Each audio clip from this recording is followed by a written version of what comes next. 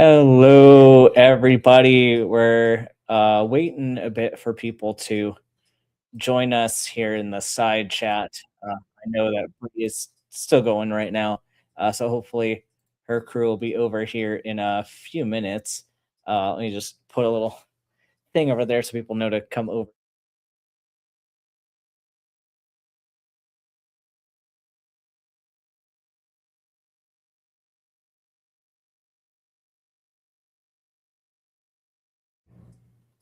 And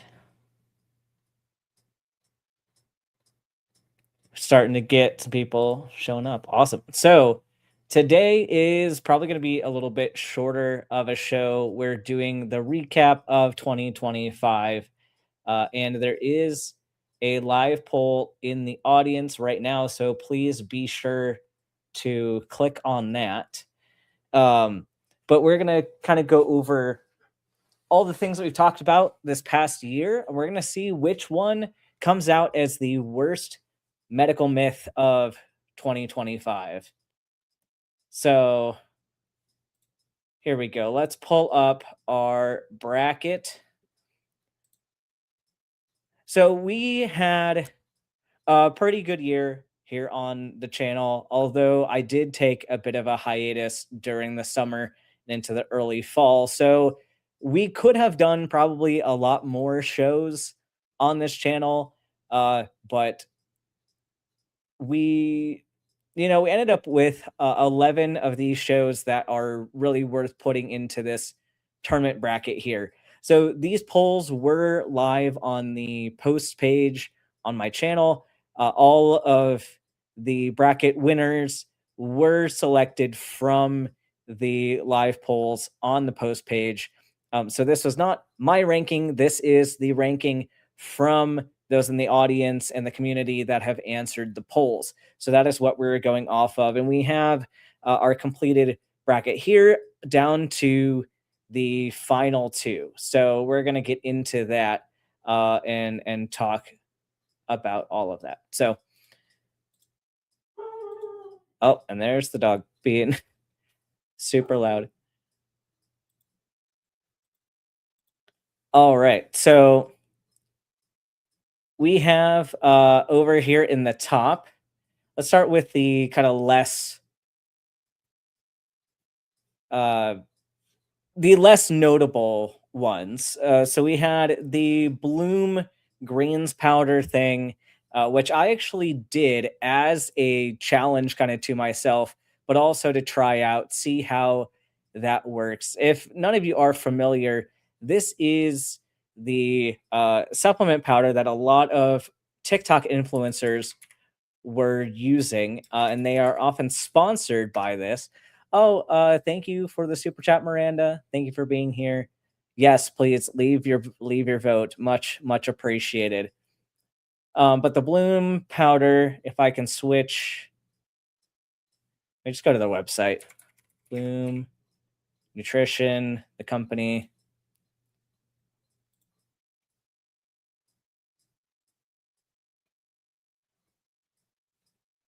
Here we go. Switch to share that screen.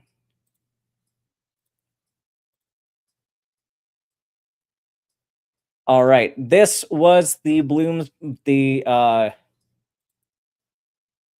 here we go. This was the Bloom Greens powder. The sponsors a lot of influencers, and the claims that they were trying to make was that this is number one, a superfood.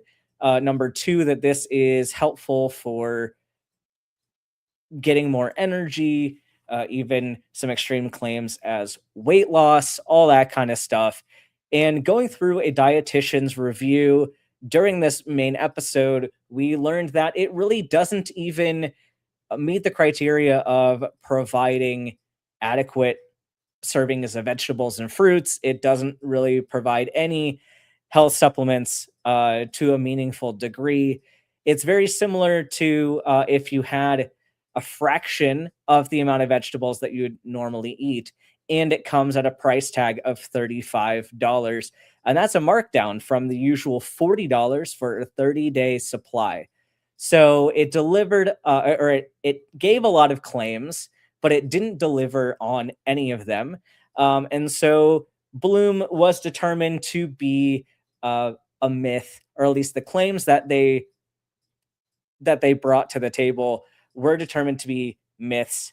But Bloom was up against a pretty tough competitor for the spot on the bracket. As we see, we had, and the seeds were generated randomly, so this wasn't. I didn't intentionally pick which spot on the bracket these were all going to end up in. I know we had one of the corners down there where they were significantly overlapping. Um,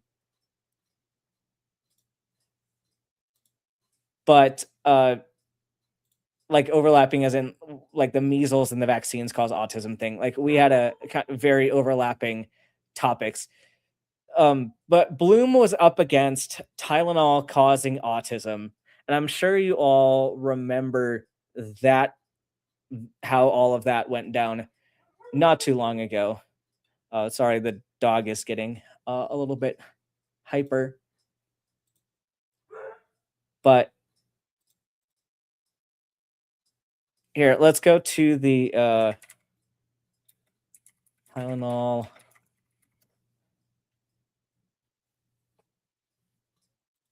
So this is from the article from the HHS back in September. So just to jog everyone's memory about what this was, I'm sure it won't take much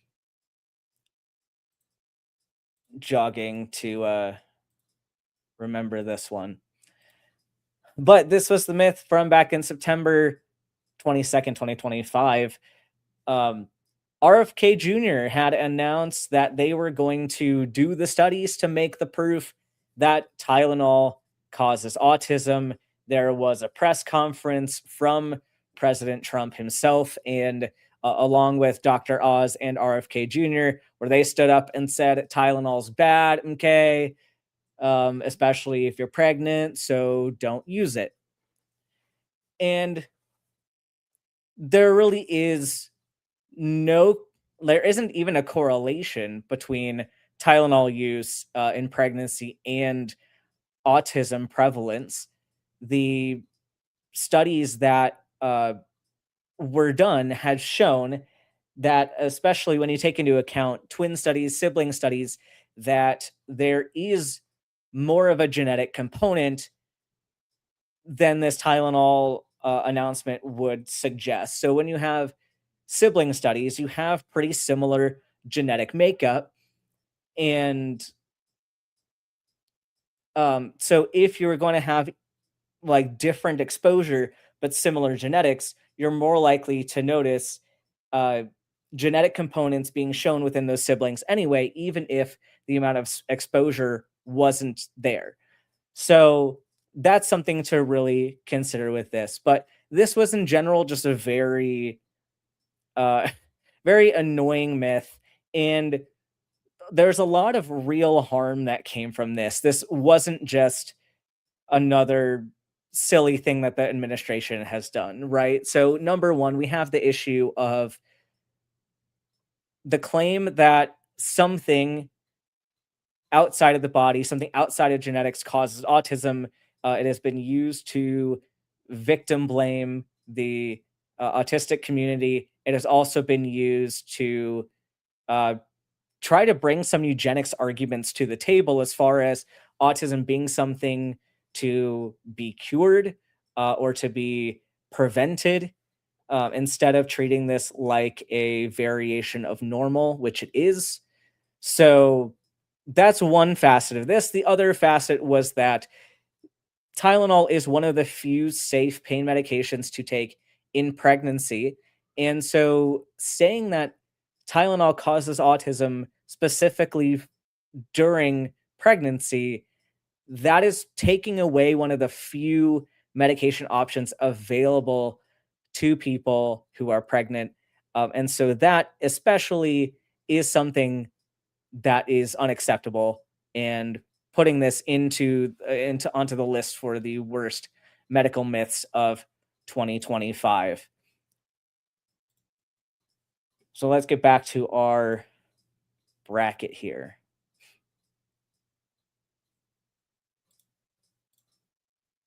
Share. Let's see how the polls are doing so far. We have some votes from the horizontal side. We've got the anti-trans medical education in the lead so far over vaccines cause autism. Let's see what we have on the vertical side. We have 100% vote for uh, anti-trans medical education. So we'll see at the end of the stream what direction that's gonna go in. But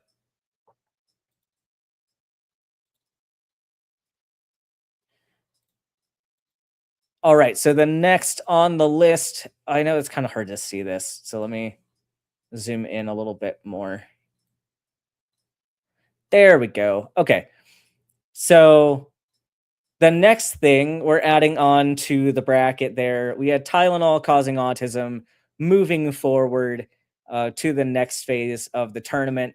And then we get into one of my, I guess, like the myth was kind of established before this particular story. But this was an implementation of like applying this myth to society that made it extra bad in my opinion. Um, so this was a story of Washington State University, and then I believe a university in Michigan also kind of jumped on this bandwagon, trying to teach medical professionals through CME programs transphobic propaganda. And so this was under the guise of teaching them evidence-based healthcare for the trans community. That is not what was being taught. It was a lot of teaching people that gender affirming care is bad, that minors can't consent to this therapy and all that stuff. So this was especially diabolical from this past year, taking something that directly goes against and contradicts the medical consensus for multiple organizations, right? We had the AAFP statement, we had the AAP statement, ACP, AMA, AOA, and more organizations that have pretty much unanimously agreed that gender affirming care is evidence based medicine. It is life saving, and we need to have ways to provide this fairly across the board for trans people with easy access to this type of care. So, this university that should have been teaching evidence-based medicine, and it's from a state school, like a state school, a state medical school, Washington State University specifically, which from a blue state is also kind of odd. Granted, I don't know which campus of Washington State this was, or if it was in a more rural area or more red area. I'm not entirely sure. But regardless, you had a public university teaching medical professionals and future medical professionals about um, untrue claims about medicine and contradictory statements to the medical consensus. So that pretty reasonably puts the transphobic medical education up on this list. And you all agreed. What was the? Let me pull up the percentages for that one. So it was a split of 87% voted for anti-trans medical education to move through to the next round, and 13% saying Tylenol causes autism moving into the next round. So that puts the transphobic medical education into the semifinal bracket there. Down at the bottom, in on the left hand corner, we had just one match going since we had an odd number bracket, but we had the carnivore diet versus chiropractic. And the carnivore diet, if you remember, this is a diet uh, endorsed by Joe Rogan and Jordan Peterson and similar alpha male type people claiming that plant matter is bad for you and that actually humans were meant to consume only animal matter. This was a diet that I ended up trying to do myself, and I did not even make it a full day because of how awful I felt. But there are plenty of people that continue to do this with this primal mindset. And the truth is, humans weren't meant to do anything. If anything, if we're looking at the evolutionary background of hominids, we have omnivorous characteristics. We have the ability to eat animal matter and plant matter. And in fact, most humans are meeting their optimal nutrition goals consistently by having a varied and omnivorous diet. So, my personal opinion and my professional opinion is that restricting food groups can often be more difficult to sustain and more difficult to be healthy with, just in general. But of course, there are certain diets that are more restrictive that can still get you a lot of the nutrients that you need. For example, vegetarian diets can still be very healthy and also do take away a particular category of food. However, within that, within vegetarianism and veganism, you're still able to maintain adequate nutrition. You're still able to get protein sources, carb sources, fat sources, and you can still get all of your complete proteins. You can get all of your necessary vitamins and minerals. Sure, with a vegan diet, you may need to supplement vitamin B12 a little bit more, but you can get that from things like nutritional yeast. There are sources for that. So if you're going to take away a certain category of food, one that still allows you to meet your nutrition goals easy is a better way to go. Like Aunt Jura is saying in the side chat, carnivore diets are fine if you don't like pooping, and that is valid. Yep, the biggest thing that I found that was a problem with the carnivore diet is the fact that you're getting basically zero fiber. And the carnivore purists, if we remember, advocated against eating or drinking any kind of plant matter. So we're talking sugars, but we're also talking coffees, teas. We're talking fiber supplements. We're talking pretty much zero access to fiber if you are doing uh, the purest form of that diet. Of course, there are people that aren't doing that necessarily. Even Jordan Peterson himself didn't do a pure carnivore diet, at least not long term.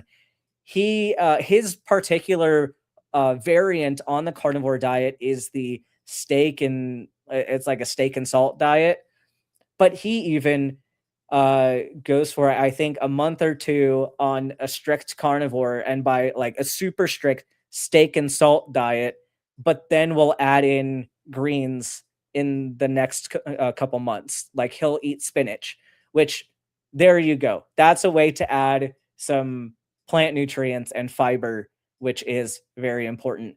Um, the proponents of carnivore, as we discussed in the full episode, believe that the lack of fiber isn't really a concern and that your body will just adapt. But we also pointed out some very problematic things with regard to how extreme of a ketogenic diet that is as well. So, plenty of concerns with carnivore. I would not do it. I mean, I did it for almost a full day. I would not do it again. I would not recommend it for really anybody. So that's why carnivore has made it onto this bracket. But on the other side of carnivore, we have carnivore versus chiropractic.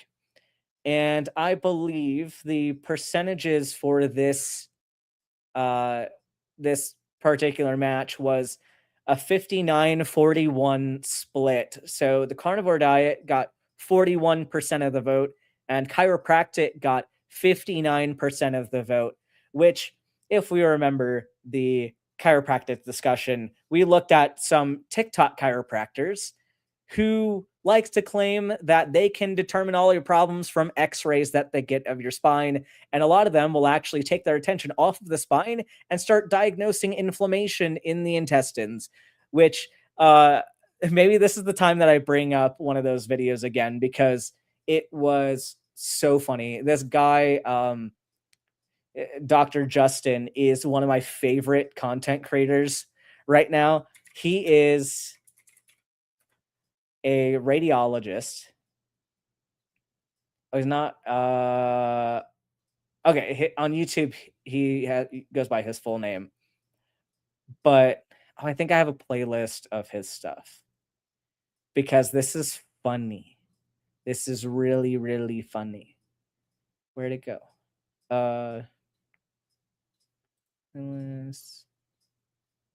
Yeah, okay.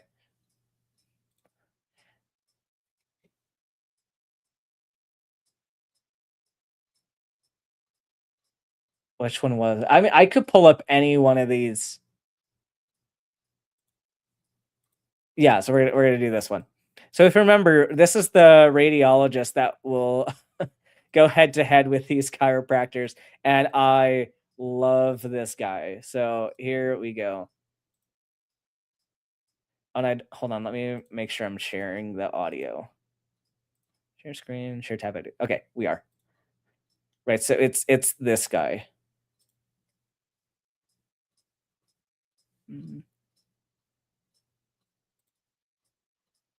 Oh, it's muted. Hold on. Go back. So I'm going to show you the labs and the x-ray of one of my patients that was struggling with non-alcoholic fatty liver. First thing I'll show you are his x-rays, and you can see back here there's so much inflammation built up within his intestines. So close, Miss Chiropractor. See, this is actually poop. You can't see inflammation on an x-ray. That is poop. That is the lumbar spine. But thank you for trying. Yeah. Oh, and here's another one. He's my favorite because, yeah, these chiropractors will try to show off how smart they are with diagnosing inflammation. And like Dr. Shaffa was saying, you cannot see inflammation on an x-ray. That is all poop. And anybody that has been through medical school should be able to identify poop on an x-ray. That is something that we actually do use an x-ray for, is to identify severity of constipation of somebody in the hospital and to see if there's a bowel obstruction caused by constipation. So this is something very, very basic. Chiropractors are getting this wrong. Oh, and this one was another great example of where we saw chiropractors going wrong. So this is something extremely despicable of this particular chiropractor. So you see on the screen here, we have two different cases. We have the 8-year-old boy with eczema and sleep problems, and then a patient, unknown age and sex, with severe allergic reaction, itchy skin, and mold, which I don't know why a chiropractor is trying to diagnose mold. That's not at all in their scope. I don't know what they're thinking. It's a severe case of Dunning-Kruger for these people. But you'll see where this one got really despicable as well. Oh, Bryce, you post two different videos. 8-year-old boy with eczema, sleep problems, patient with allergies, itchiness, and mold. You use the exact same x-ray. Did you not think we would notice? I'm going to show you guys the labs and the x-rays of an 8-year-old little boy who came to my office with severe eczema. He had rashes all over his eyes. So the first thing we found is right in here, right where that small intestine meets the large intestine. He is really backed up, a lot of intestinal gas and inflammation. And same thing over here. You can see a lot of backed up stool. We can see some stomach inflammation up in here as well. Just a burp. I'm going to show you guys the labs and the x-rays of one of my patients who came in with severe and chronic allergies, and it seemed like they were actually x-rays. So first thing we see when we start to analyze these x-rays. So you look at that, it's the same x-ray that he used for two different people. So here's what really grinds my gears about chiropractors, which you probably heard in the full episode. And if you want to know more, you can watch the full episodes about all of these that we're talking about today. But the fact is, chiropractors are trained to lie. They are trained to be marketers. They're trained to scam people.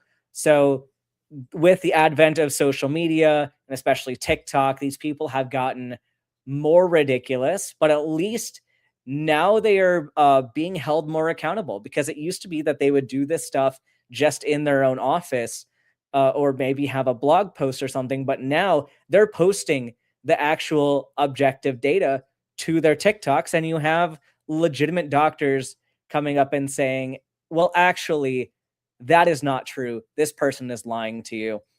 And actually, this radiologist had another video posted recently about this chiropractic neurologist, which is a huge problem. You cannot be a neurologist and a chiropractor cannot be a neurologist unless that chiropractor goes to medical school, into a neurology residency, and possibly some fellowships. Like, that is a protected title. There is a board of chiropractic neurology that is trying to pretend that chiropractors can do this. It is a lie.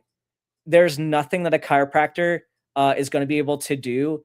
Like, if you think about when a chiropractor says neurology, they probably mean like sciatica, and like, oh, we can pop your spine back into place, and then your nerves might feel better. That, sure, that is technically within the scope of a regular neurologist. I mean, not the back popping part, but treating peripheral nerves.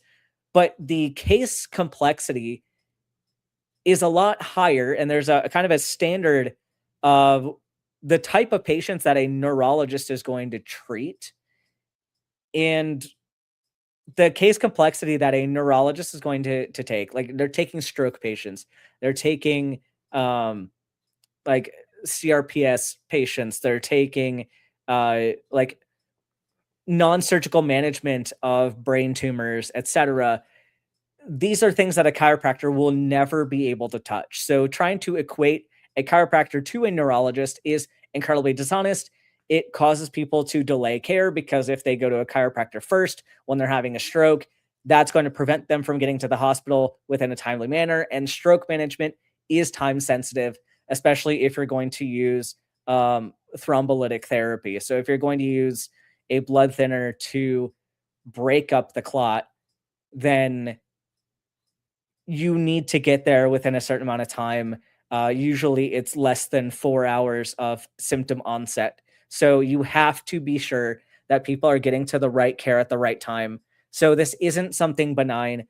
The fact that chiropractors will say, well, we can just send people to the hospital afterwards, we can send people to their primary care afterwards. No, they are not trained to identify the issues that are going to arise.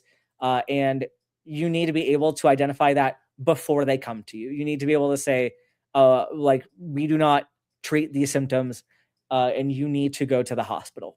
So for all of those reasons, chiropractic has won the vote and beat the carnivore diet for the spot in the semifinals. So looking at the other side of the bracket here, let's start at the top, get into some of the easier ones, and then working our way into the more difficult ones. Yeah, and I'm seeing all the comments about how difficult how difficult this vote is for the final two. And yeah, this one's really difficult today.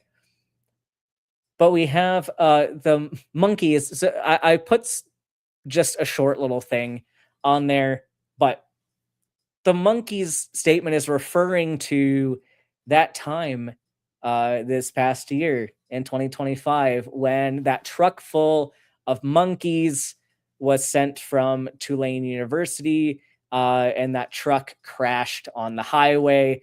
There were several monkeys that got out of the truck, and they were unfortunately euthanized. But there was this myth that these monkeys were infectious with hepatitis A, and some other stuff. Let me pull it up. The back did monkeys crash?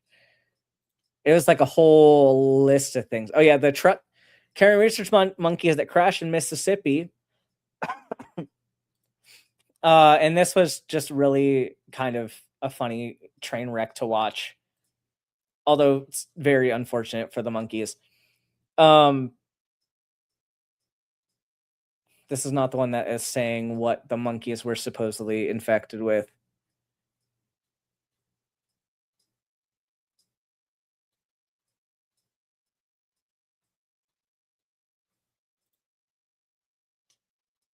Here we go.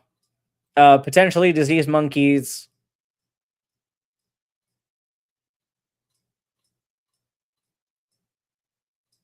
Why am I not able to find it? I think they... Maybe if I go to the Reddit page, they'll let me know what the diseases were. It was like hepatitis A, hepatitis C, and like a bunch of sexually transmitted diseases. But the concern was that these monkeys got out and that they were going to spread all of these illnesses to people around the country. And of course, concerns that the monkeys were aggressive, which of course is something to be concerned about when animals are on the loose. But it turned out that there was miscommunication between the university and the person driving the truck. And the allegations that the monkeys were infected actually came about from the person driving the truck and not from the university itself. So, yes, these were monkeys that were going to be used in infectious disease studies, but they were not yet infected. So the question was, would they be infected for research? I don't know. I think that was kind of the intent, but they were not infected at the time that they were being transported. The other thing is, it seems like the person driving the truck was told to wear PPE when working with these monkeys because there was the risk of infections. And in fact, there is risk of a type of herpes virus that herpes was one of the things that they were allegedly infectious with. But there is a risk of a fatal fatal herpes infection that you can get from these rhesus monkeys. That just is a zoonotic transmission, not intentionally given to the monkeys, but can just be found in these monkeys in general, especially ones that are living in close proximity to other monkeys. So, reasonably so, if you're going to be handling wildlife, it is important that you take the necessary precautions for yourself. So, it sounds like the university had told this person, hey, please wear PPE when working with the monkeys. And so this person had thought, oh, risk of infection means that these are infectious. So I can see multiple different ways where this miscommunication may have happened. But that was the whole monkey incident listed there. Rhesus monkey, not Reese's peanut butter cup monkeys. That would be a different situation. But yeah, no, it was a new development later on in the story, and it was definitely kind of changed the situation. But it's the same thing we get with a lot of cop stories. Like, they hear one thing and they intend on just anchoring on whatever they already believe instead of taking on a different position after new information. So, law enforcement, we got to work on that. We got to work on our reading comprehension skills, our listening skills, and our ability to take in new information and not anchor on something that we already thought was true. And that's true in all of law enforcement. That's something that y'all are really, really bad at. Monkeys, the rhesus monkey situation, we put on the bracket apart, like across from the wellness industry consumerism issue.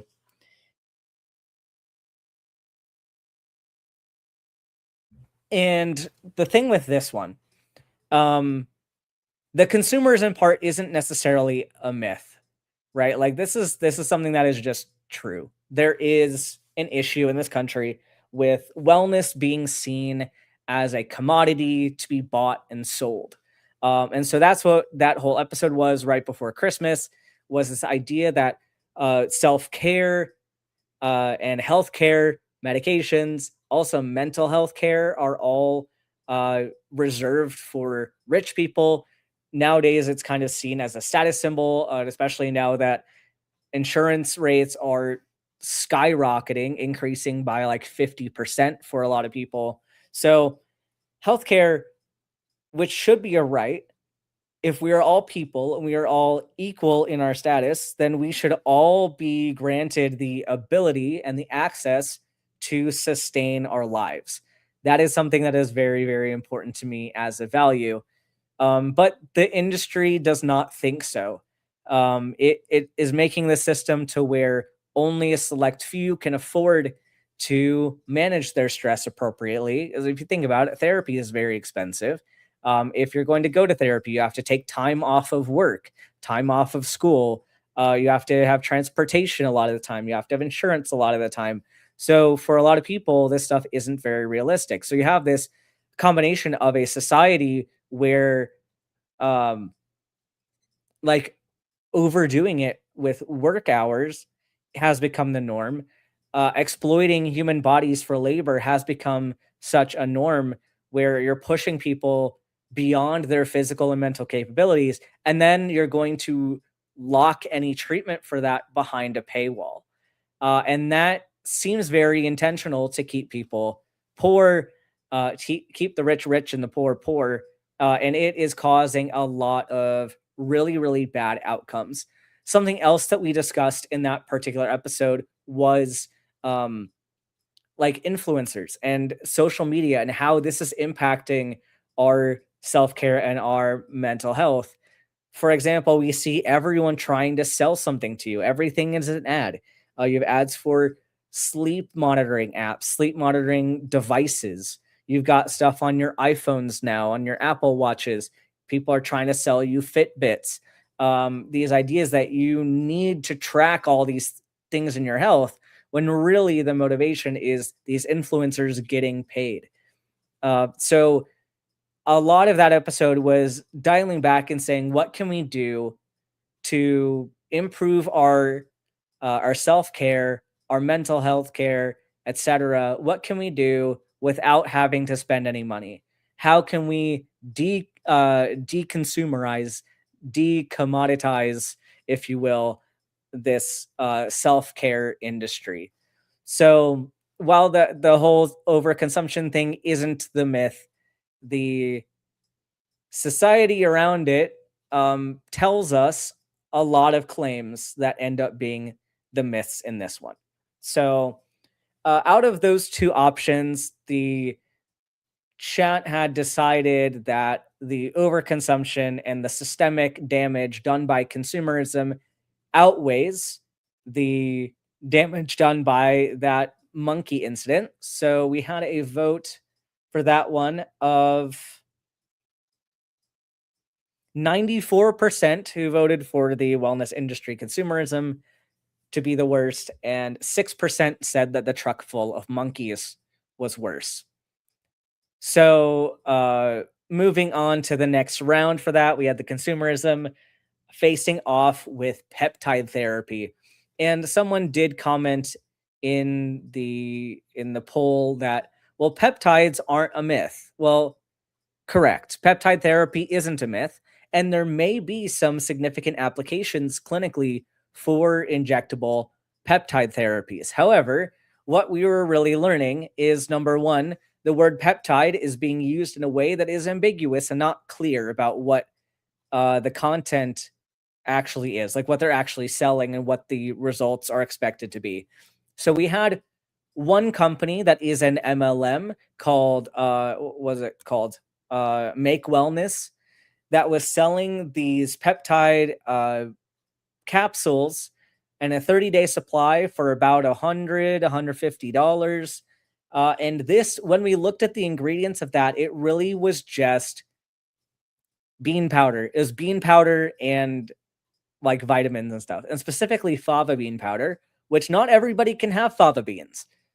Fava beans generate a lot of free radicals in the human body, and we have enzymes that can help process those free radicals and make them less toxic to us. However, some people are missing that enzyme or missing appropriate amount of that enzyme and cannot process that amount of free radicals at one time. So those people with a G6PD deficiency cannot have fava beans because it will cause them to go into oxidative stress and probably be hospitalized. So that was the one side of this. The other side of it was injectable peptide therapy. And those were things that were largely growth hormone analogs. So similar to anabolic steroids, although they are peptides and not steroids. Steroids are cholesterol based compounds, and peptides are the kind of building blocks of proteins. So, like, proteins are polypeptides, and peptides are made of amino acids. So they have slightly different structure. I can't even say slightly. They have different structures completely, but the effects can be very similar between these growth hormone analogs and anabolic steroids because of the fact that they are simulating human growth hormone. So with the injectable peptide side, we have, again, primarily Joe Rogan, Jordan Peterson, RFK Jr. advocating for these to be just commonplace, sold, that you can just buy them and do them at your own risk, whether or not you have adequate information to know what you're risking and gaining. My concession on the peptide issue was that with the injectable peptides, I'm not going to sit here and say that there's never an appropriate use. I'm not going to say that we will never use these because I could absolutely be wrong in that. The data is just very, very early. The studies are very, very early. And the issue is that a lot of clinics that are selling these injectable peptides are bypassing the regulatory systems meant to keep people safe. And so if these peptides go through adequate testing and the data comes out that says these are safe, these are effective, here is the list of clinical of conditions that may receive benefit from these medications, then absolutely. Because if you remember, there are a variety of peptide medications. We're already using some peptide medications like GLP-1s are peptide-based medications. And again, this is where the word peptide can be used in a variety of different ways, because in that case, we're talking about GLP-1 agonists and not growth hormone agonists, but they're made of the same material. Peptides are the building block of these medications. So I remember GLP-1s coming onto the market and being a new thing when I was in medical school. A lot of people were very skeptical at the time. And since then, they have ballooned into a very, very big industry, and albeit a very big industry that is helping a lot of people. We can have our debates about should celebrities be using this for cosmetic reasons. My take on that is that this is a bodily autonomy issue. If somebody wants to use these therapies for cosmetic reasons and they're an adult and they can consent to what's being done with their body, power to them. Do I think that there's potentially harm in the narrative that being skinnier is ideal and that being skinnier is a goal that should be achieved by any means necessary? That's where I have kind of an issue with this, is why are we making these cosmetic decisions? Can we address body shaming in our society and make this less of a thing people need to do for that reason? People should be making decisions because it's the right thing for them, and for them to be authentically themselves and to be healthier versions of themselves. But with that being said, there are also a lot of people that are probably becoming unhealthy from using these GLP-1 medications because they're doing it and not eating as much and probably need to be eating more. So there's some nuance here with Ozempic and Wegovy and all that. But for the most part, those medications are helping a lot of people. And I do think that they have a significant place in medicine. So that's kind of the caveat here. I will accept that peptide therapy could be beneficial, but we're not there yet, and it is wrong and dangerous to sell it as if it has passed those regulatory measures when they have not. So that's why peptide therapy has made it onto this list. Although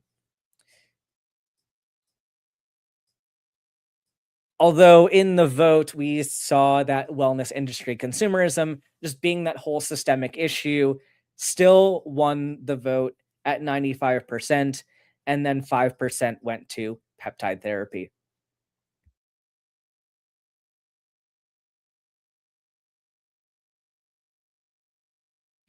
All right. So I'm gonna look back at the chat poll and see where we're at. So now we're at 60% for transphobic medical education and 40% for vaccines cause autism on the horizontal side, and still 100% for anti-trans on the vertical side. So keep getting your votes in. Keep getting your votes in. We will announce the winner at the end of this episode. But back to the bracket. All right, so down here at the bottom, we have some of our favorite myths. And this one was a really, really difficult one for our voters. So the way I have it listed, it says vaccines. But vaccines are not the myth here. The myth is that vaccines cause autism. That is the myth that we have put on the board today. And I don't feel like I have to go too far into this one because most of the people here in the audience, I believe, are in favor of vaccines and understand that the propaganda against vaccines is just that. It is narrative control. It is propaganda. So this myth started, the myth has been going on ever since the dawn of vaccines. And I have a presentation on this that I have some anti-vax propaganda from the 1800s, the early 1900s. But really where this started getting super, super popular was with the Wakefield study in, I believe it was 1992 or 1998, in the 1990s. Andrew Wakefield published a study with 12 kids trying to claim that there was a link between the MMR vaccine and autism, and also that there's a link between autism and gastrointestinal distress. That article, or that paper was retracted from the journal it was published in for a variety of reasons. There were extremely unethical practices in how they conducted the study. They had falsified their data. They cherry picked their data. They didn't use adequate sampling procedures. So they had high amounts of selection bias. They handpicked the children ahead of time who already had those issues and then did the study, which shows they weren't honestly looking for the truth, and that they were just wanting to do the study to make the proof, as RFK Jr.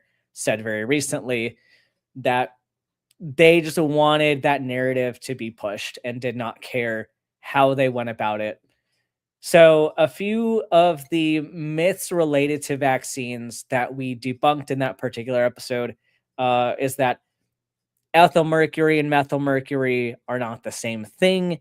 And even that argument doesn't even hold water anymore, because thimerosal, which is the ingredient that contained ethyl mercury, is very rarely ever used in vaccines now. So the big issue with the arguments ultimately comes down to a shifting of the goalpost, because you have these people that say vaccines are bad, or at least especially the MMR vaccine is bad because the MMR vaccine was shown to cause autism.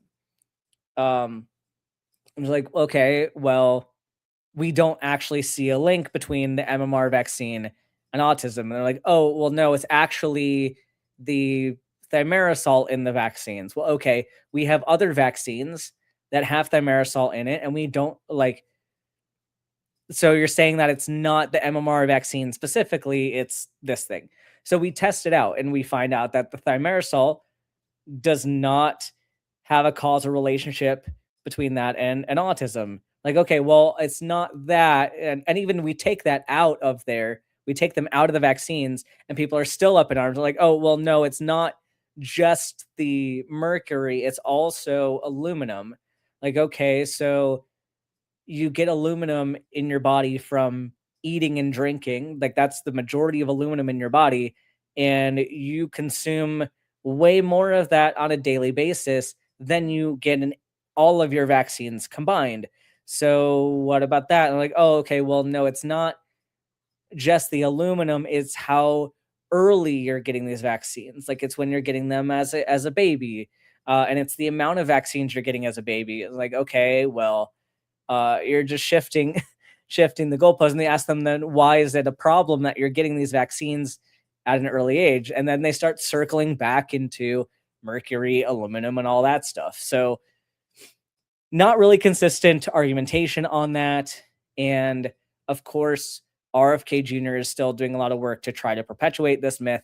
But of course, vaccines cause autism is on the list here today, and made it pretty far, all the way to the finals round. But we paired up vaccines up against natural cancer cures. And that this is especially despicable. We had organizations of doctors, like actual medical doctors and DOs. We had some less legitimate doctors, like naturopaths, homeopaths, chiropractors, who set up these clinics in Mexico to try to treat cancer. We have Facebook groups that are trying to peddle cancer cures. We got MLMs that are trying to peddle cancer cures, all trying to take advantage of people who are desperate. They're desperate for answers and they're willing to try anything. But unfortunately, cancer isn't a one size fits all thing. There are a variety of cancers out there with a variety of different mechanisms. All of them boil down to DNA mutations, and especially if you get just the right mutations in the right places at the right times, you get cancer, and eventually you can get metastatic cancer if you get the right mutations in addition to that. So to say that you could have things that just prevent or cure cancer, it is a very, very tall claim. And for the most part, these remedies are not going to do anything for people with cancer. And all it does is it takes their money. Plain and simple. I wish that there were better ways to address cancer treatment. But that is absolutely not the way. And something else that we dug into in that particular episode was the board of, was it naturopathic oncology or something, which claimed that the goal was to like provide alternative therapies in addition to conventional cancer treatment. So, for example, using plants or natural remedies to reduce nausea for cancer patients, or to help them with their diet and their nutritional deficiencies while they go through cancer therapies, which sounds like a great idea. It's a concept I'm not necessarily entirely opposed to. However, I don't think naturopaths are the people to be doing this. In this case, you're really treating naturopathy like a religious support person. For example, like if you have a pastor that's going to help you process your spiritual distress, if you will, the pastor's not actually helping your mental illness. Right. And in fact, it's a problem when pastors claim to be therapists and go outside of their scope to provide any kind of uh, medical or psychological treatment. They'll kind of disguise that as counseling. For some people, they desire that. They desire that pastoral component. I don't agree with it. But in healthcare, we have to be as unbiased as possible to meeting people's religious needs. my job is to treat their body, and I need to be treating them with respect and allowing them to practice their religion as they see fit. Um, so in that, people who want to have a pastor to talk to, I can't really object to that in a professional setting. It's a similar thing with naturopaths and chiropractors now. It's the people that are going to be utilizing those alternative therapies are going to do so whether you like it or not. And it ends up being more helpful to kind of let these people go to their naturopath as long as they also come to see you and you can still manage their medications. Um, so on the surface, it seems like an okay thing, but there are better ways to handle dietary deficiencies during chemotherapy. And pretty much the best one for that is a dietitian. Like if you have to choose between a registered dietitian and a naturopath, the dietitian is actually trained and licensed to provide nutrition guidance. Something that naturopaths will do frequently is they'll blame doctors and they'll say, well, medical doctors don't know enough about nutrition, so therefore I'm the better one for it. Well, I'm going to argue that naturopaths don't learn enough of anything. They are not sufficiently trained in science. They're learning pseudoscience, and even the science classes that they take are at an intro level. The GPA that you need to have to get into a naturopathic college is like a 2.5. So you're taking kind of the bottom of the barrel candidates who likely couldn't get into medical school. I'm not saying that's all of them, but you're taking people who have demonstrated they have not mastered their prereqs. They have not understood, number one, have not understood how to study, which you need to do if you're going to be a clinical practitioner. You have to know how to study. You have to know how to research. You have to know how to critically think. And all of that is tested on the MCAT, on the medical boards, and all throughout medical school. So the reason why you have such strict prereqs to go into those fields is because they need to know that you have the capability to do it. If you're taking pre-med prereqs and you're getting a 2.5 GPA, I have some concerns about your ability to handle the course load of becoming a physician and handling those academic responsibilities. That being said, they're going to claim that the education is the same as a medical doctor, but with more nutrition.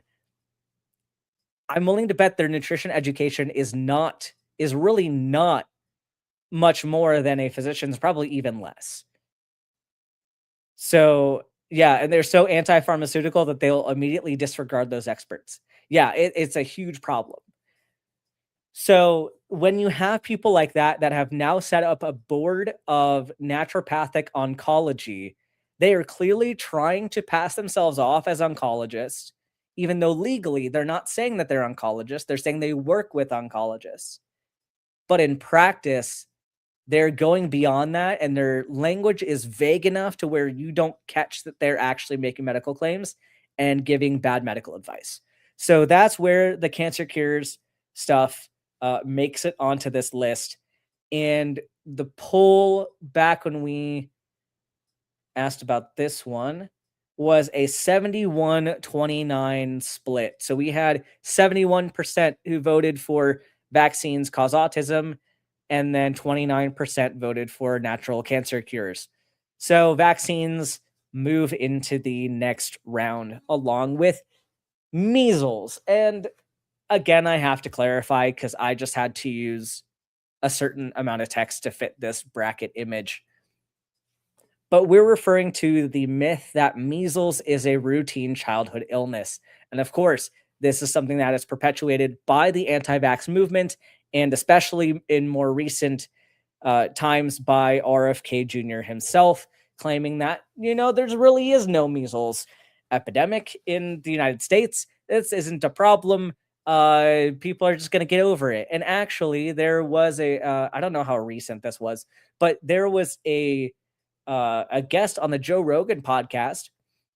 And of course, we cannot trust Joe Rogan as far as we can drop kick him. But Joe Rogan was making some statements about chickenpox, but didn't recognize that he was talking about chickenpox and called it measles. Is that this was the thing that we all got as children, and we'd have meetups with other kids that were sick so that we would catch it and so that we would be immune later on. That is talking about chickenpox, which I also don't think people should be getting without the vaccine. Like, I think we should be utilizing the varicella vaccines as we have them, because shingles is a problem. Shingles is absolutely painful and can lead to blindness. If you get shingles on your face, there's a real risk to your eyesight if you get shingles in your eyeball.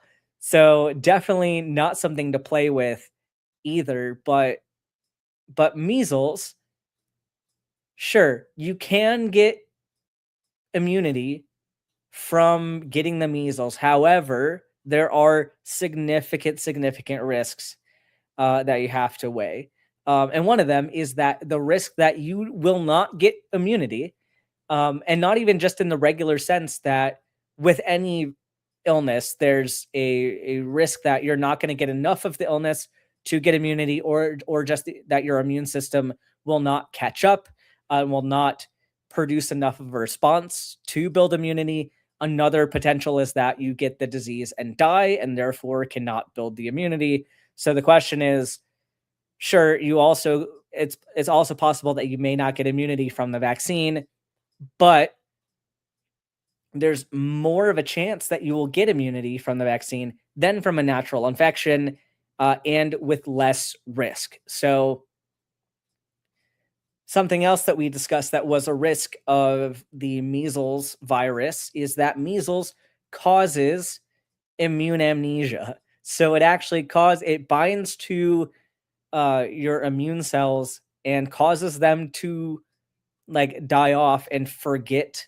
Like, so essentially you forget the infections that you've had. So you have to get revaccinated, and you're probably not immune to the measles that you got. So you had to go through that horrible illness and the risk of dying, which the majority of measles deaths are from secondary pneumonias, especially in children and elderly people, which is a horrible way to die. But another one is encephalitis, which is inflammation of the nervous system, including the brain, which can be fatal, can build up pressure in the skull and cause you to die.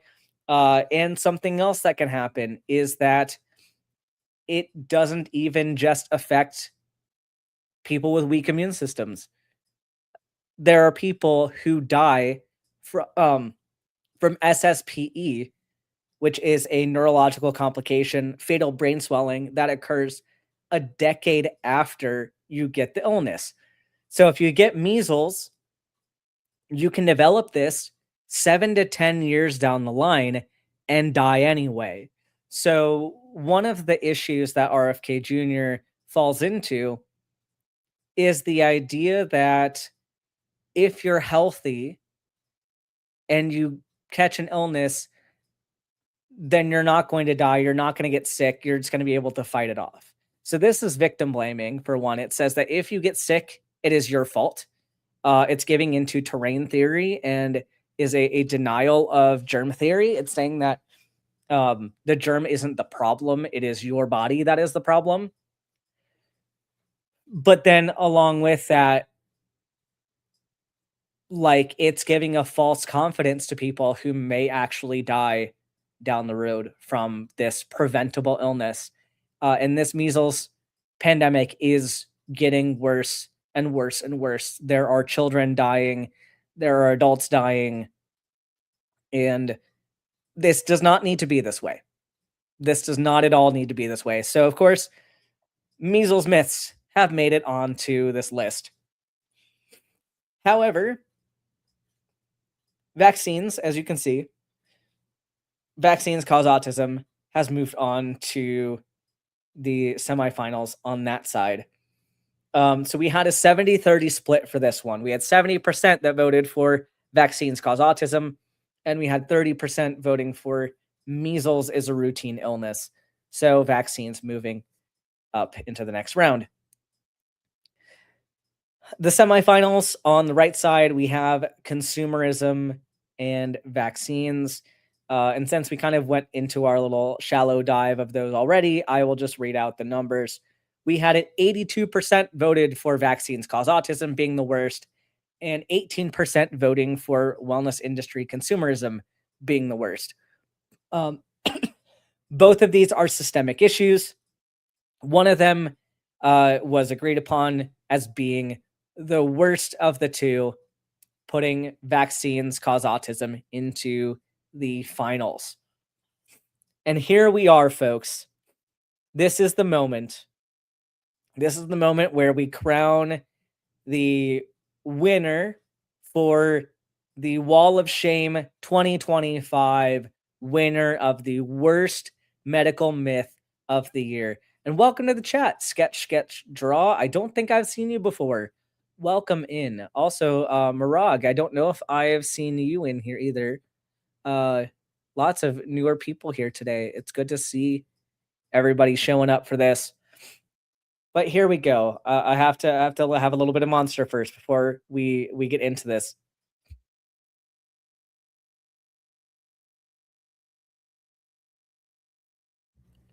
I don't even need to do a drum roll because we already know the results from the side chat. Actually, wow, this was a turn on what we expected earlier on in the show. We have vaccines cause autism is the worst medical myth of 2025, and with transphobic medical education in second place. So congratulations to RFK Jr., Donald Trump, Dr. Oz, and Andrew Wakefield for making the list as the worst medical myth of 2025. So with that, this is a shorter show today, as this is more of a kind of recap episode. But I have a lot of plans for the upcoming year. We're going to have more medical myths to unravel. And I actually am going to film a couple of pre-recorded videos to release probably in the next couple weeks, because Donald Trump has released a bit of a confession, if you will, that he is not taking his aspirin as prescribed. So we're going to talk a little bit about aspirin, what it is, and why aspirin is a bit unique as a medication. Most medications have a dose response curve, like we've talked about in like the Tylenol causes autism stream, where if Tylenol were to cause autism, we would expect to see higher rates of autism with higher doses of the medication. Or in other medication contexts, you have, when you have an increased dose of medication, you get a stronger effect of whatever effect that drug may have. Aspirin is special. So aspirin at low dose is a completely different medication than aspirin at high dose. And so I'm going to explain why that is, what this means for Donald Trump, and getting into the nitty-gritty of the biochemistry behind it. So stick around. You'll see an alert on the channel when that shows up, as long as you have the alerts notifications set, and you should click the bell, set those notifications to all, so you know when I'm going live and also when I'm releasing new content. So that is something that you all can look forward to. We are going to have more trivia this upcoming year. We had some trivia last night. It was a super fun time. Every Friday, 9:30 p.m. Eastern time, audience is welcome to play. We do trivia, we play Jackbox, all that jazz. And then on Saturday, of course, we have medical myths. Next week, I believe I'm going to cover I think I'm going to cover alkaline water. I think that was the next one on my list, because that's kind of a fun topic, unless RFK Jr. gives me something else to talk about. But either way, we'll be here next week covering some more of the awful things that might make this bracket next year. Who knows? And then on Sundays, so tomorrow and every Sunday after that, a group of fellow heathens plays Star Wars: The Old Republic. And right now that group is Ollie, Jamie the Blind Limey, Jamie's roommate, and Eli. We're going to try to start a guild, so join us on Sundays if you want to get in on that. Of course, watch the Transatlantic Call-In show on Thursdays, and Talk Heathen on Sundays. And that's pretty much all of my updates on that. Oh, and Holy Spirits. Don't forget Holy Spirits. Holy Spirits season 1 is over. We're taking a little bit of a break to kind of strategize for season 2 and how we're going to make that happen. So there is no Holy Spirits today. We are releasing clips and shorts. But hopefully we'll get you all a season 2 in the near future. But please feel free to leave your thoughts and opinions down below in the comments section. Let me know what medical myths you want me to talk about. Do you have any medical questions? Not specifically about you. I can't do any personalized questions, but I can talk about, if you have a question about what does this medication do, or what is this thing I hear about in the news, all that stuff. Put those in the comments section so I can start planning some future episodes. If there's anything that you want me to talk about in particular, we will try to get to that. And thank you so much to everybody who supported me over the past year. It's been pretty rough. I didn't mention this earlier in the stream, but I am officially out of the military now. So right now, this is kind of my primary income until I go back to a residency program. So I really do appreciate the support. Please hit the like button, hit the subscribe button, hit that bell. All of it goes a super, super long way. But it's been a great ride. We've made some great new friends this year, built a great community this year, and I'll see you all in the next one. Take care, everyone.